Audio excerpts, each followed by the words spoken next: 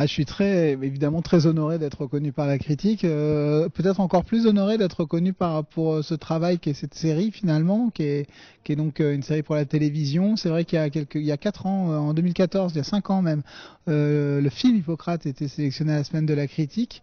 Et ça a été le départ de tout en fait, hein, parce que c'était mon deuxième film et le premier n'avait pas du tout reçu de succès et eu de succès. Et donc là, d'un seul coup, la semaine de la critique a été un premier pas. Donc 5 ans plus tard, ce travail sur la série qui reprend l'idée du film Hippocrate, mais en faisant une œuvre très différente, d'être reconnu par la critique de cinéma et de télévision, c'est vrai que c'est un immense honneur quoi pour moi. Et je me dis que ce sujet, ce film, il y a 5 ans, avait une sorte de destinée comme ça.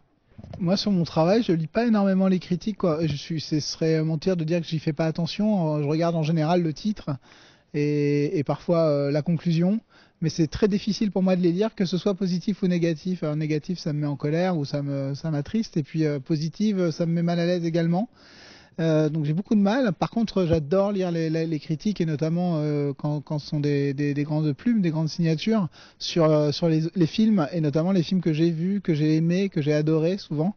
J'apprends beaucoup. Quand je sens que je dirais que c'est quand on revient dans une critique étayée plusieurs fois, dans plusieurs critiques, toujours les mêmes remarques sur un élément de mon travail qui est soit mal compris, soit mal aimé, soit peu apprécié. Moi, ça me remet en question. Je me dis peut-être que ça, j'ai pas su faire, ou peut-être que je sais pas faire. En tout cas, j'essaye de ne pas rejeter d'un revers de la main les remarques que je peux lire dans les papiers. De toute façon, moi je dis, j'ai le sentiment, et je découvre la série, j'ai le sentiment que c'est avant tout des personnages, une série, et qu'on a un devoir en tant qu'auteur, à partir du moment où on a créé une histoire, on a créé des personnages, il faut leur créer des aventures à vivre. On peut pas les laisser comme ça dans un placard ou dans le néant ou dans un trou noir. Il faut absolument à un moment donné, on a le devoir, je trouve, en tant qu'auteur, de leur créer des aventures pour qu'ils puissent continuer à exister et pas uniquement dans l'esprit des gens. Donc